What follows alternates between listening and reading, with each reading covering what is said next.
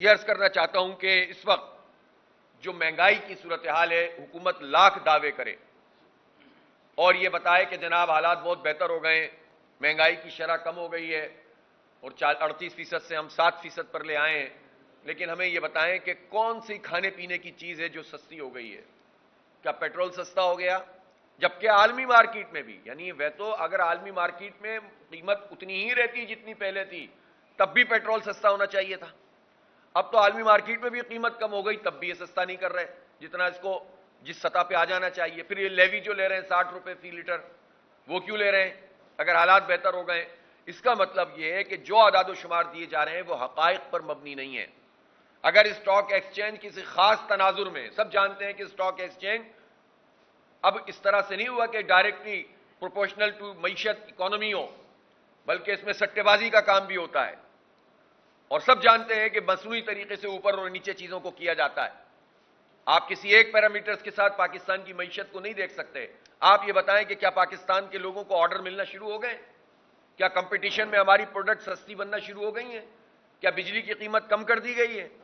کیا گیس کی فراہمی اور اس کی قیمت کم ہو گئی ہے؟ کیا حکومت کی نالائقیاں ختم ہو گئی ہیں کہ یہ جو گیس امپورٹ کرتے ہیں یہ اگر ٹھیک وقت پہ کر لی جائے تو ہمیں بلین ڈالرز کا جو ہے وہ فائدہ ہو سکتا ہے؟ لیکن یہ سارے کام حکومت کرنے کے لیے تیار نہیں ہے، اور جھوٹے اعداد و شمار سے قوم کو بیوقوف بنانے کی بات کی جا رہی ہے۔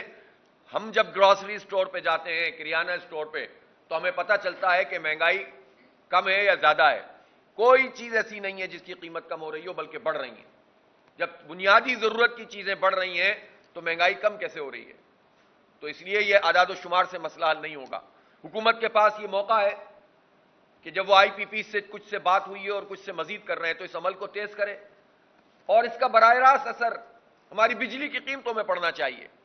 تو ٹیرف میں کمی کرنے کے بجائے جعلی قسم کا ونٹر پیکج انہوں نے اناؤنس کیا، اور مجھے یقین ہے کہ خود حکومت میں شامل لوگ اور جو لوگ لیکچر دے رہے ہیں معیشت کی بحالی کی، ان کو بھی نہیں پتا ہے ونٹر پیکج کیا ہے۔ ابھی ایک لیکچر کل پرسوں ہی ہوا ہے یہاں پر ان کے ساتھ جو بزنس کمیونٹی ہے، اگر آپ ان سے بھی پوچھ لیں گے نا یہ ونٹر پیکج ذرا میں بتائیں تو ان کو بھی نہیں پتا ہوگا۔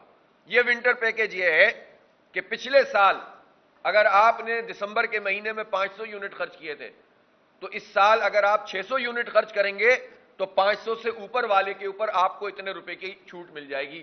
تو کیوں کرے گا کوئی 500 سے اوپر یونٹ خرچ بھائی، جس نے پچھلے سال 500 یونٹ خرچ کی تھے؟ یہ کیا آپ ترغیب دے رہے ہیں؟ اسے پیکج کہتے ہیں آپ۔ اور اس میں بھی 25% سے زیادہ اگر یونٹ زیادہ ہو جائیں گے آپ کے پچھلے یونٹ کے مقابلے میں تو پھر بھی چھوٹ نہیں ملے گی۔ اس کو ونٹر پیکج کہہ رہے ہیں، جو غلط ہے بالکل۔ اگر انڈسٹری کو بھی دیا ہے تو انڈسٹری کو اگر 6 مہینے پہلے کم از کم آپ نہیں بتائیں گے تو انڈسٹری اپنے آپ کو پلان نہیں کرتی ہے کہ کس طرح اس کو پروڈکٹ بنانی ہے اور زیادہ بجلی کنزیوم کرنی ہے۔ پھر گیس کی فراہمی اور ان انٹرپٹڈ فراہمی کے بغیر یہ کیسے ممکن ہے؟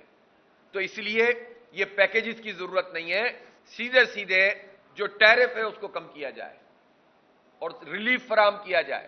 کاٹن انڈسٹری بیٹھ گئی ہے، بڑی انڈسٹری خراب ہو رہی ہے، ایکسپورٹ مشکل ہو گئی ہے۔ پھر تنخواہ دار لوگوں کے اوپر جو ٹیکس ہے وہ ٹیکس یہ کم کرنے کے لیے تیار نہیں ہو رہے۔ اس وقت بھی 3-4 مہینے کی جو رپورٹ آئی تو 114 ارب روپے تنخواہ دار لوگوں نے جمع کرایا ہے، اور جاگیرداروں نے تو 1 یا 2 ارب روپے ہی جمع کرایا ہوگا بمشکل، آبیانہ کے نام پر۔ ابھی اس وقت انہوں نے کہا کہ ہم زرعی ٹیکس لگائیں گے، 1 سال پہلے کہا، پھر بجٹ کے موقع پہ کہا 2 مہینے میں لگائیں گے، پھر جو ہے کہا کہ اب ہم 1 جنوری سے لگائیں گے۔ پنجاب اسمبلی میں جب زرعی ٹیکس کے اوپر یہ بل ٹیبل کرنے لگے تو افسوس کی بات یہ ہے کہ وہاں پاکستان پیپلز پارٹی اور پی ٹی آئی نے اس کی مخالفت کی۔ ہم یہ کہتے ہیں کہ عام کسان کے اوپر یہ ٹیکس نہ لگایا جائے، وہ تو پہلے ہی مر رہا ہے، اس کو تو جو ہے وہ پہلے ہی انہوں نے رگڑا دیا ہوا ہے۔ پنجاب حکومت نے تو خاص طور پر جو گندم کے معاملے میں کرمنل ایکٹ کیا ہے کہ قیمت لگانے کے بعد، اعلان کرنے کے بعد وہ قیمت کسان کو نہیں دی ہے، اور اس کے نتیجے میں اب اس وقت کسان گندم نہیں اس کی بوائی کر رہے، اور وہ یہ کہتے ہیں کہ جب اضافی گندم حکومت کے کہنے پہ لگائی تو ہمیں پیسے نہیں ملے، تو اب ہم کیوں لگائیں؟ تو اس کے نتیجے میں ایک کرائسس بھی آگے گندم کا آ سکتا ہے۔ ایسی صورتحال میں جن کی سینکڑوں ایکڑ زمین ہے، جن کے ہزاروں مربع زمین ہے، جو بڑے بڑے جاگیردار ہیں، ان پر ٹیکس لگنا چاہیے، ان کی زمین پر بھی اور ان کی انکم پہ بھی۔ عام کسان پہ نہیں لگنا چاہیے، عام کاشتکار پہ نہیں لگنا چاہیے۔ لیکن ابھی تک اس کی تفصیلات سامنے نہیں آ رہی. سندھ نے تو اصولی منظوری دے دی. جب آئی ایم ایف کا پریشر آتا ہے اصولی منظوری دے دیتے ہیں. نہ سندھ میں جاگیرداروں اور وڈیروں کے اوپر ٹیکس لگ رہا ہے, بڑے وڈیروں پر, نہ پنجاب میں اس طرح سے امپلیمنٹ ہو رہا ہے, نہ کے پی میں اور نہ بلوچستان میں.